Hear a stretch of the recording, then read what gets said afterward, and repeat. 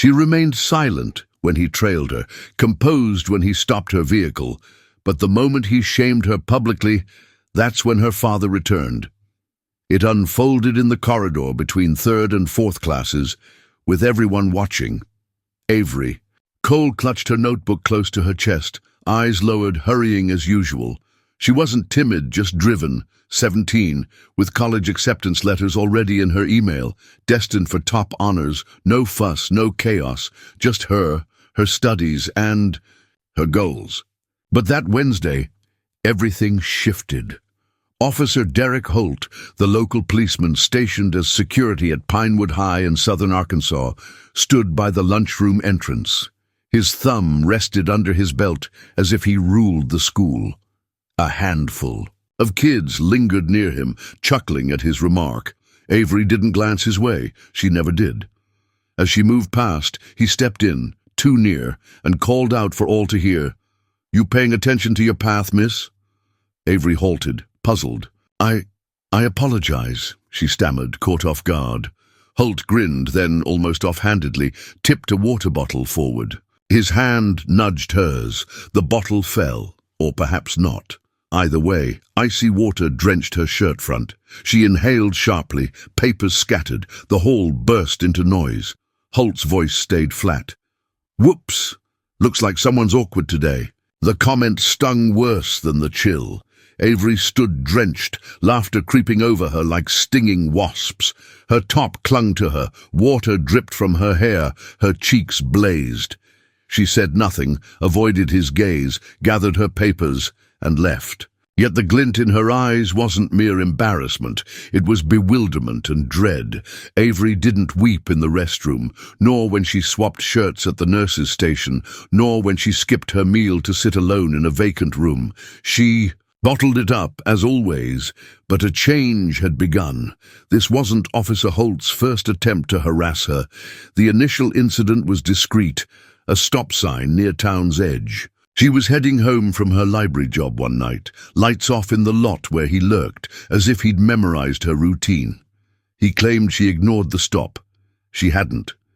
He probed with irrelevant questions, asking her destination. What? Her bag held, why she seemed anxious. She mentioned it to her mom but let it slide. The next time he appeared at her workplace, ordered nothing, just stood by the entrance, arms folded, eyeing her as she stacked books, smirking. There was no cause. Avery never stirred trouble, never sassed. She was reserved, always polite. So she began pondering a question no teen should face. Why me? Hints came through murmurs and sidelong looks.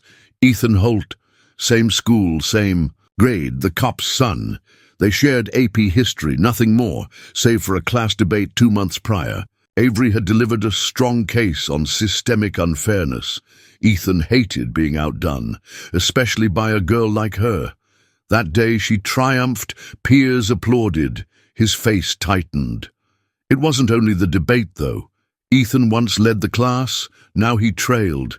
Avery claimed that rank. He thrived on others, enjoying his humor, but then Jaden, the star guard, began escorting Avery to class, and things turned odd.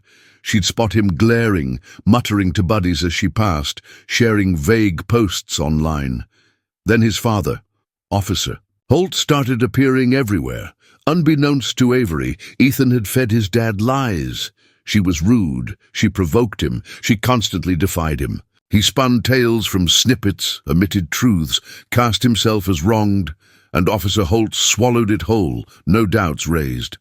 Yet Avery hadn't grasped the full picture. She only sensed the worsening spiral.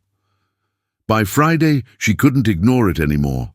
She drifted through school like a ghost, hushed, lips sealed, shoulders drawn, gaze down. The corridor scene was public knowledge. Some snickered, most said nothing.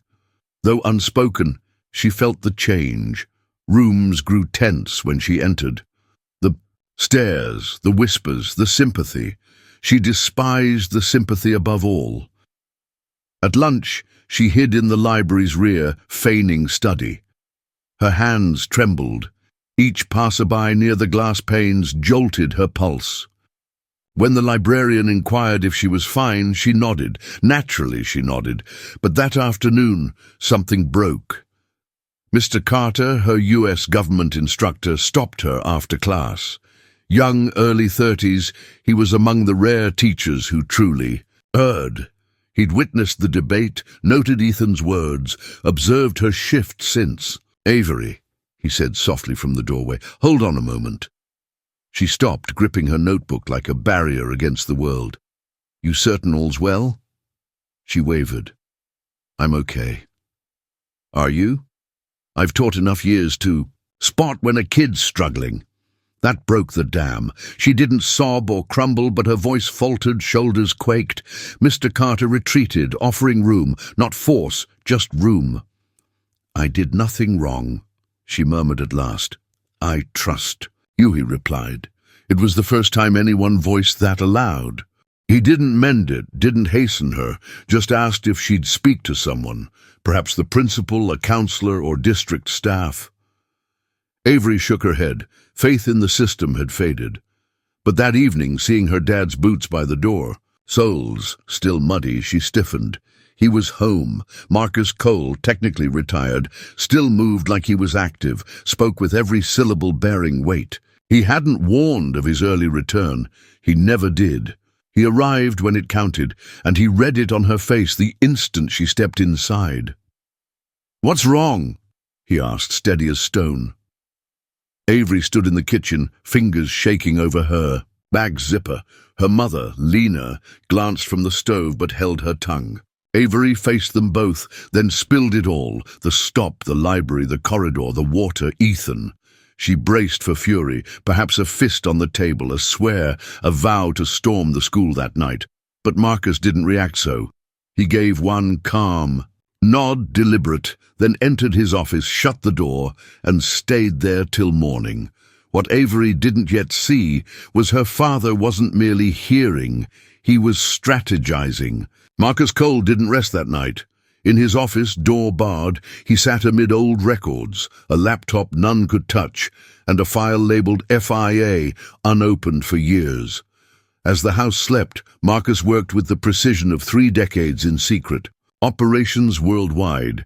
He didn't stride about, didn't rage. He collected data. By dawn, he'd pulled Officer Derek Holt's full public file, traffic stop trends, grievances, force incidents, every legal paper, plus some from old allies who owed him. And he found it. A trend most overlooked, but not him. He always saw. The pattern screamed one truth. Derek Holt targeted young black kids who spoke up, excelled, or didn't bow. And his son, Ethan, mirrored him. Same route, different shell. At breakfast, Marcus faced Avery across the table. She barely nibbled. Her bread, he didn't press. He posed one question. "You believe in me?" Avery nodded. "Good," he said, sliding a tan envelope her way. "This stops today." That afternoon, he arrived at Pinewood High.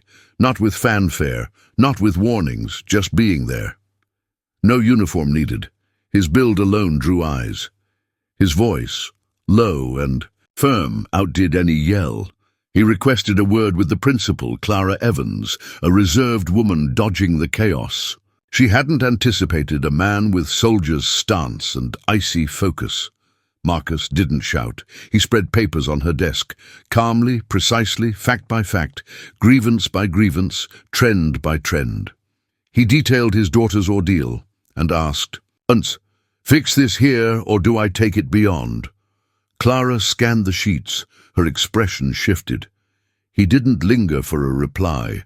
Meetings were already set with a Little Rock civil rights lawyer and an Arkansas Tribune writer known for police. Exposé. As rumors grew, those who'd mocked in the corridor Wednesday weren't chuckling now. Monday dawned with a tempest, not in the sky, but within Pinewood High and the Pine Bluff Police. Before first bell, Officer Derek Holt was summoned to a closed-door talk with Clara Evans and a district official. He entered grinning, left with his badge on the table, suspension pending review. That was the spark. By midday, Marcus's Tribune ally ran a story. High school star student tormented by local cop, father responds. It wasn't flashy, didn't have to be. Facts spoke. It cited dash cam logs, public filings, past student accounts, even Mr. Carter's words, "She's among the most courteous, dedicated kids I've taught." This was personal, not conduct. By sixth period, Avery's phone buzzed non-stop. Local news grabbed it. Channel 7 aired it that night. Her face was blurred, but schoolmates knew. The girl who stayed low, avoided trouble, was shamed deliberately. Now tides turned. Ethan Holt went quiet, online quips erased, pals mute. Even the teammate who'd laughed at his jest avoided his eyes. No one dared be next. Avery didn't boast or swagger. She entered school as ever, but now her shoulders rose. Passing the corridor of water, laughter and shame, something settled within, not wrath, not payback, calm. Beyond school, the noise swelled. 3 more kids spoke up. 2 black boys, 1 girl, claiming Officer Holt stopped them baselessly, blamed them falsely, instilled fear. Now it wasn't just Avery's tale, it was a cycle. Marcus stayed reserved publicly, 1 brief interview, that's all. Asked why he didn't press harder, sue relentlessly, he said, "Truth's the loudest sound sometimes. I don't need to ruin a man. Truth does its work." That truth hit hard, ignited school board talks, pushed police to rethink training, emboldened scared kids to speak, not just at Pinewood, but nearby too. Avery spoke at a Fayetteville student summit on dignity, fear, and how authority forgets you're young. Her closing line, unscripted, echoed her dad. Quiet isn't always frail. Sometimes it's the pause before truth steps in. Yet one last scene loomed, free of reporters, principals, or cameras, just a direct exchange. A week later, no lenses, no mics, no crowd, just a plain district office room. Bare walls, folding seats, a clock too loud. Avery faced Derek Holt, no longer the man who doused a teen before a throng. No badge, no gear, just a stiff figure dodging her stare. He didn't want this, clear as day, but the district pushed, calling it restorative dialogue. Avery hadn't either initially, till Marcus asked, "Want him to hear you or hear of you?" So she came. The mediator began, outlined the process, then let silence take over. Avery broke it. "You degraded me," she said, eyes locked on his. "You singled me out because your son couldn't stand a girl outsmarting him." Derek fidgeted, coughed, still looked away. "You shadowed me, made me feel threatened, treated me like when I only studied, worked, kept to myself." Her tone was even, firm, not raised, not harsh, pure truth. Derek started to speak, stopped, then muttered, "I didn't mean it that way." She blinked. "You soaked me in front of a crowd. What was your aim?" He fell silent. Avery didn't crave an apology. Not truly. She needed to meet his eyes. No, he knew what he'd done. She rose, thanked the mediator, and left. Her point was made. Outside, Marcus waited by the car. No suit, no files, just his steady presence, unassuming. She climbed in, breathed out, like she'd held it for weeks. He glanced over. "How was it?" She didn't grin, but nodded. Like, "I prevailed without a battle." He nodded too. That's true strength. Avery didn't fade back to shadows. She refused. She began guiding younger girls, joined a justice group, penned a teen column piece, not for fame, but to keep her voice alive. Once muted, speaking became her duty. Not all have a father like Marcus Cole, not all have evidence, a caring teacher, or a willing journalist. Avery understood that. So she spoke, for those who couldn't. That's her power. And Derek Holt, he never returned to Pinewood. His badge stayed suspended, contested in vain. The system he deemed invincible began working as it should, slowly, quietly, as Marcus said. It's not volume, it's rightness. The takeaway, power sans honor, is empty sound, and silence rich with truth can rattle the earth. If anyone's diminished you for doing right, recall this. You don't need their intensity, just stand firm. If this tale stirred you, pass it on, discuss it, wonder who you'd be, Avery or Marcus. Real shifts don't always roar. Sometimes they begin, with one soft voice that won't vanish.